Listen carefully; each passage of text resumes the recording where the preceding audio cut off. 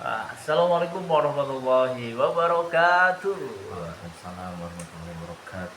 Alhamdulillah pada kesempatan kali ini saya dipertemukan kembali dengan sahabat saya, sahabat yang selalu menemani hidup saya, sahabat yang menjadi salah satu motivator saya dalam kehidupan sehari-hari. Coba perkenalkan diri Anda. Eh, Halo, assalamualaikum warahmatullahi wabarakatuh. Waalaikumsalam. Halo guys, perkenalkan nama saya Muhammad Rifki Nur Wahid. Saya adalah salah satu sahabat karib beliau sejak kecil, sejak bayi ya. Kami selalu bersama berdua. Ya. Oh, maksudnya bukan berdua, tapi salah satu di antara kami itu sejak kecil emang selalu berbarengan sampai tua seperti ini. Siap, terima kasih. Oke, langsung saja ya. Kita akan sedikit berbincang-bincang, ataupun kita akan lebih pada sharing session lah. Sharing session mengenai tentang apa ya ini namanya? Tentang mental nih. Ya. Tapi tadi udah kenal ya, namanya Kang Rifki Nur Wahid. Kalau biasa saya nyebut itu Gus Jarcok gitu. Gus Jarcok. Gini Gus, boleh ya Gus ya? Ya, silakan. Seperti yang kita ketahui terkait dengan mental gitu.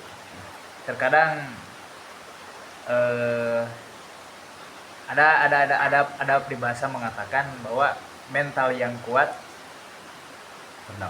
terdapat jiwa yang sehat. Apa sih bahasa itu? Jiwa yang sehat terdapat pada tubuh yang kuat. Bukan seperti itulah.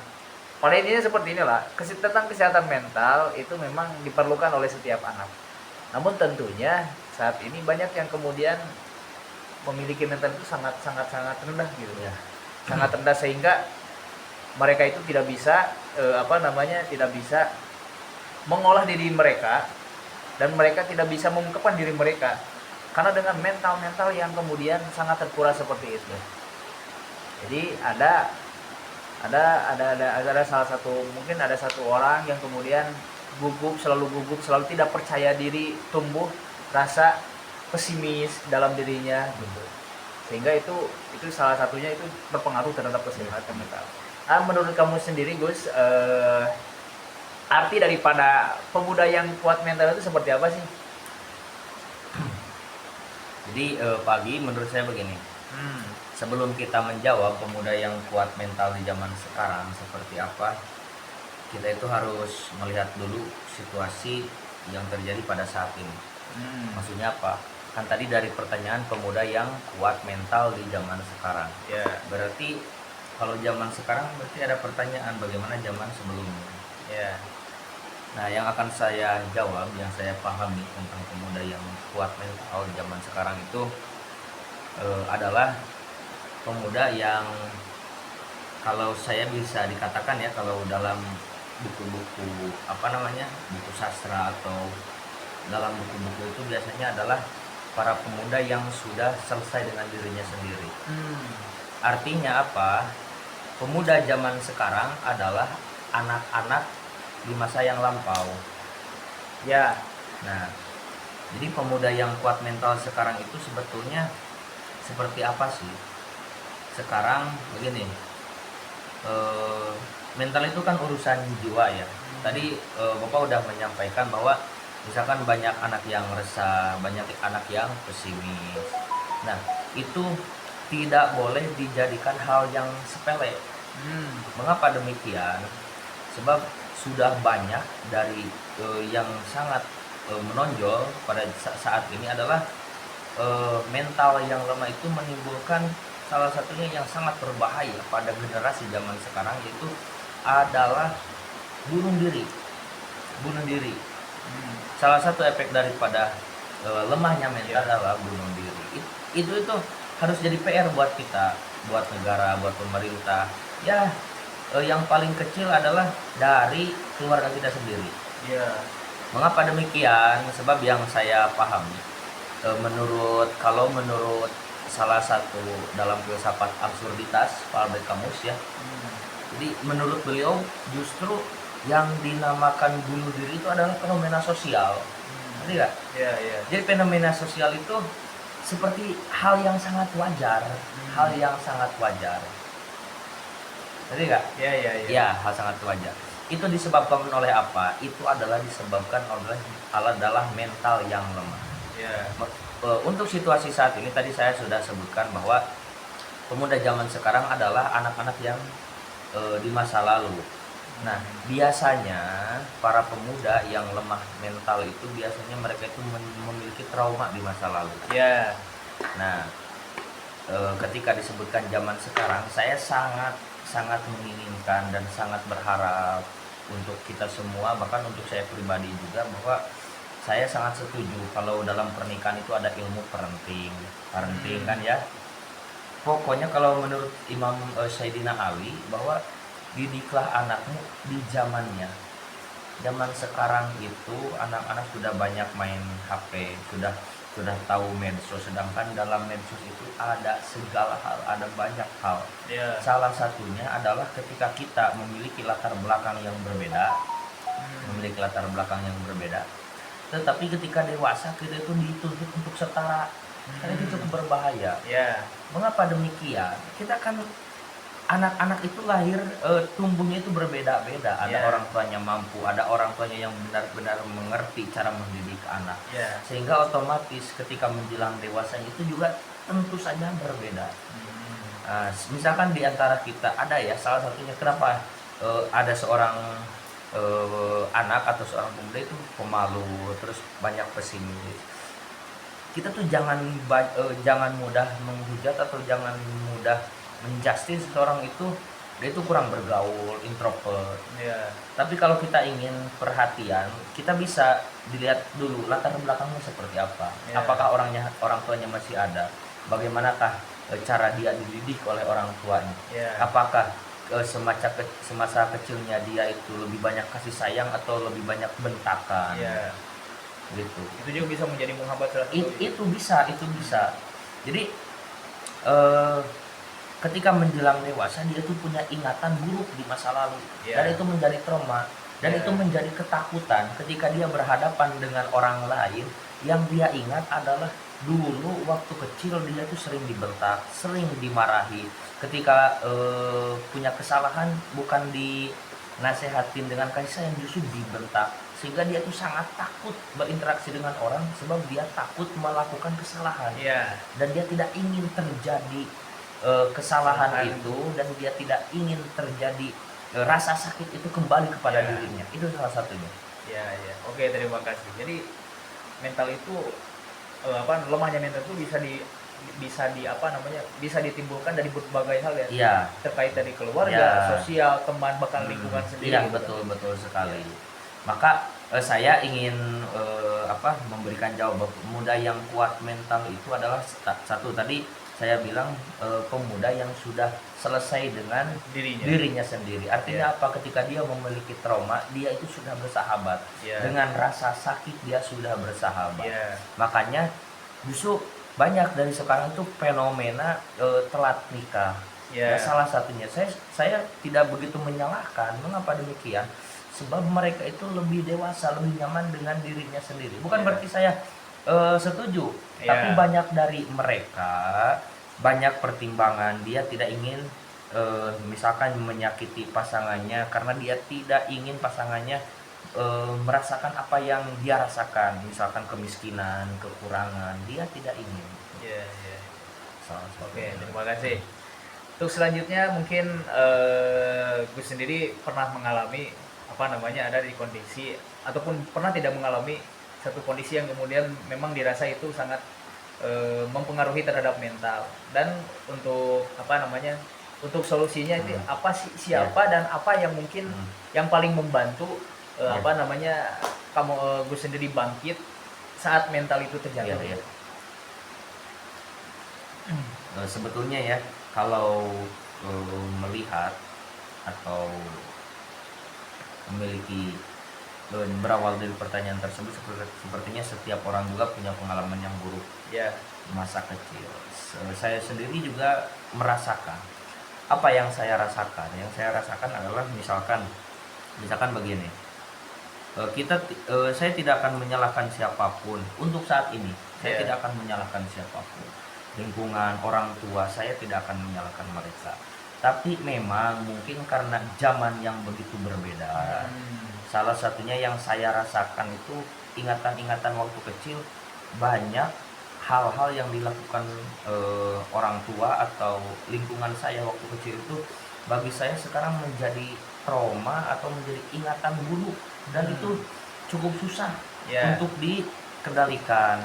Ketika kita mendapatkan rasa sakit di masa kini, otak kita itu kembali lagi ke masa, oh saya dari dulu juga seperti ini. Ya, ya, ya. Ya. Nah, itu benar-benar ya, salah satunya para pemuda seperti itu, salah satunya adalah anak-anak yang terlantar, kurang kasih sayang orang tua. Ketika orang tuanya belum siap menjadi ayah, menjadi ibu, terus mereka itu memiliki anak dan anaknya yang menjadi korban, itu yang Iya. berbahaya. Bagaimana cara kita kembali bangkit? Sebetulnya saya sendiri merasa bahwa saya itu sedang berproses. Ya. Saya tidak bisa sepenuhnya menyebutkan bahwa saya sudah sembuh atau saya sudah benar-benar bangkit. Tapi jujur dari diri saya pribadi, saya berusaha menggali. Kalau kata saya mah, dengan beberapa orang, saya ingin balas dendam. Balas dendam itu bukan berarti menyakiti, tapi saya ingin balas dendam bahwa orang-orang tersayang saya, orang lingkungan saya, adik-adik saya jangan sampai merasakan seperti saya. Itu cara saya balas dendam. Oleh karena itu saya berusaha dengan semaksimal mungkin, kalau kata Gus Ba itu harus dilatih. Ya. Jadi melatih diri dengan cara apa? Yang pertama yang saya lakukan adalah, jujur, bagi saya membaca buku adalah salah satu obat. Ya. Mengapa? Dalam membaca buku, salah satunya adalah novel, kita itu berusaha untuk melambat, memperbaiki diri, memperbaiki rasa sakit itu dengan cara melambat. Beda kan kalau dalam medsos kan kita itu disuguhkan dengan hal-hal yang instan. Ya. Tapi kalau buku itu kita berani menyendiri untuk diri kita sendiri dengan Yeah. tulisan yang begitu rumit, dengan tulisan yang satu persatu harus kita baca. Dan juga di dalam buku itu banyak mengisahkan tentang penderitaan. Dari situ melahirkan empati. Terus kita juga merasa bahwa kita itu tidak sendiri. Ada orang lain yang sama seperti kita, bahkan lebih rapuh daripada kita. Ya. Yang kedua, kita bisa melihat lingkungan sekitar.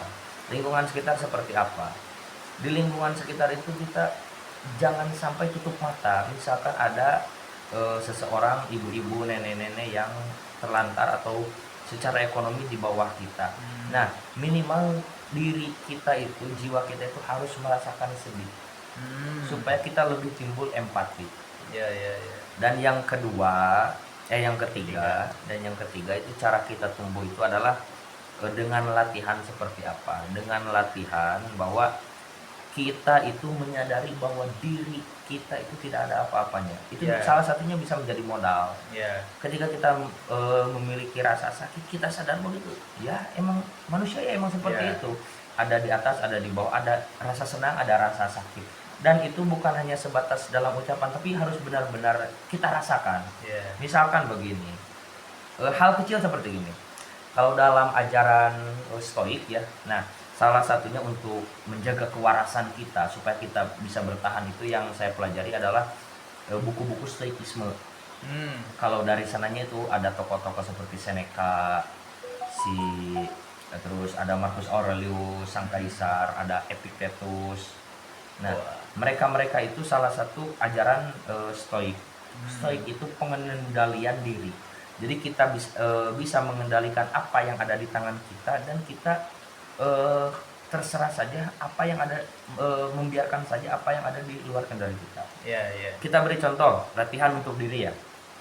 Misalkan kita ingin pergi ke kantor, jam 7 harus sampai di kantor. Kalau tidak jam 7 belum sampai di kantor, misalkan bos akan marah misalkan. Nah, untuk jadi latihan itu bisa seperti gini. Kita mau berangkat tapi hujan, akhirnya kita berhenti dulu. Nah, cara berpikir kita bukan hujan, itu kan di luar kendali kita, itu kehendak Allah, kehendak Tuhan. Ya, tapi kita bisa begini. Oke, karena hujan jadi ada alasan untuk terlambat. Sehingga bos pun tidak begitu marah. Kalaupun marah ya saya tetap punya alasan karena hujan. Ya. Seperti begitu. Itu bisa dijadikan latihan untuk kita. Ya. Seperti itu. Berarti mungkin boleh gini juga ya.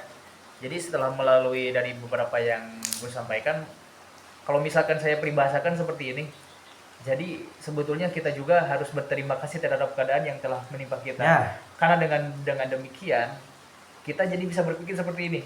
Mungkin seperti itu ya. Ya.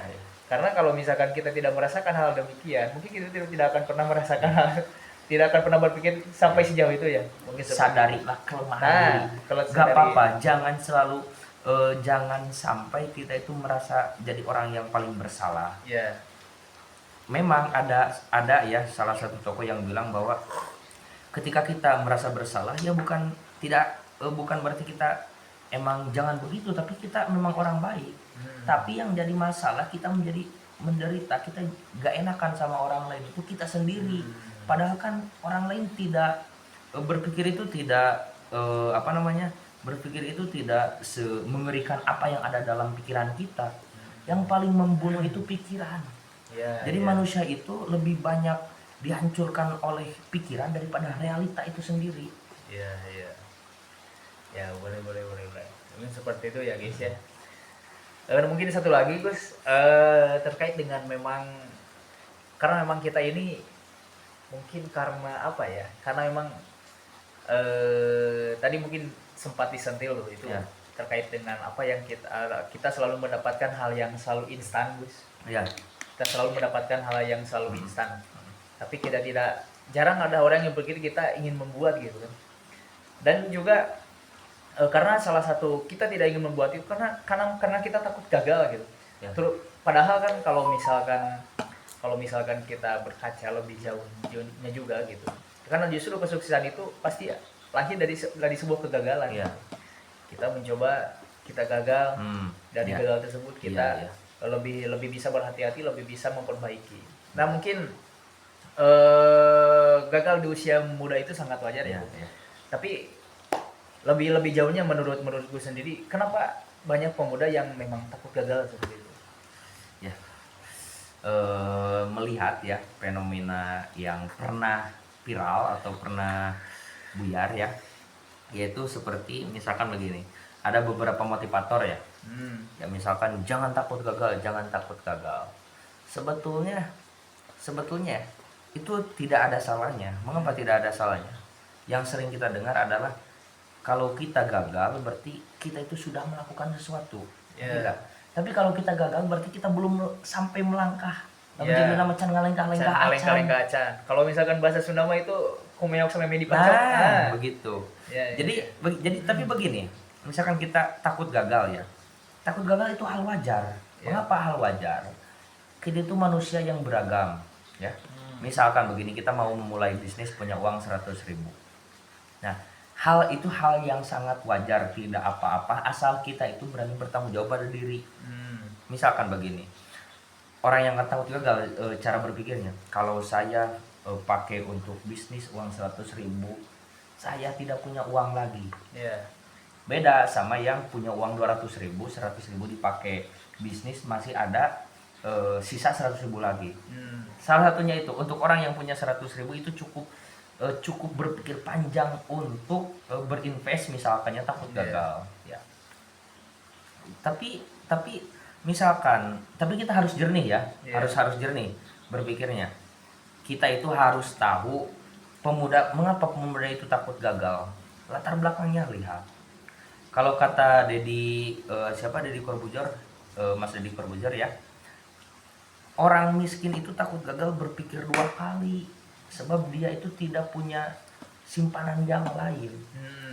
Nah, hanya saja begini, kalau kita tidak berani melakukan karena takut gagal, asalkan dia bertanggung jawab pada diri sendiri. Untuk apa? Maksudnya ketika dia tidak melakukan itu, ya dia sudah sudah selesai dengan dirinya. Dia tidak menjadi beban pikiran. Ya gak apa-apa orang lain, saya mah emang tujuannya untuk melambat. Misalkan punya 100.000 ya gak apa-apa, saya mah emang memulai dari 5.000 misalkan. Begitu. Jadi, satu lagi, pahamilah diri sendiri. Itu yang paling utama. Mungkin jadi seperti itu ya. Jadi yang paling utama daripada sebuah pemuda yang memang ketika itu banyak yang takut gagal itu karena memang mereka tidak memahami diri sendirinya sendiri juga. Oke ya, mungkin itu seperti itu ya Gus ya. Mungkin ada satu pesan-pesan yang ingin disampaikan pada anak-anak muda untuk bisa lebih menguatkan mentalnya. Iya. Bismillahirrahmanirrahim untuk para pemuda ya, apalagi yang punya masa lalu yang kelam atau trauma yang sedang berusaha bangkit, tolong untuk kawan-kawan semua sadarilah bahwa kita semua adalah istimewa. Kita semua adalah anak-anak para pemuda yang istimewa. Kita bisa sampai di titik ini walaupun kita belum terbilang sukses bagaimana ukuran orang-orang dan realitas sosial, tapi kita bisa bertahan sampai detik ini itu adalah anugerah yang terbesar dari Allah bagi kita. Itu adalah anugerah yang terbesar dari banyak orang yang tidak kalau kata salah satu tokoh itu, justru berani hidup itu lebih menantang, lebih susah daripada berani mati. Kalau berani mati ya tinggal ambil pisau bunuh diri, itu gampang. Tapi untuk berani hidup, kita itu adalah orang-orang yang hebat. Dengan segala tantangan, cobaan, apapun itu, ekonomi, status sosial, tapi kita sampai detik ini itu adalah hal yang hebat. Kalian adalah orang yang hebat. Jangan merasa bahwa kalian adalah orang tertinggal. Itu adalah pilihan kita semua karena kita emang ingin lebih melambat, ingin lebih memahami makna daripada hidup itu sendiri. Iya. Sekian. Oke, terima kasih semuanya. Mungkin itu saja ya terkait dengan, mungkin terima kasih sebelumnya, terima kasih dulu Gus telah menemani kita bersama gitu di sini. Ilmu yang sangat bermanfaat dan juga mudah-mudahan dengan adanya kegiatan ini, dengan adanya sebuah video ini mungkin bisa memberikan sebuah motivasi dan pembelajaran bagi kita semua, terkhusus untuk para pemuda. Jangan pernah takut gagal, teruslah kuatkan mentalmu dan tetap jaya. Oke, terima kasih. Sekian. Wassalamualaikum warahmatullahi wabarakatuh.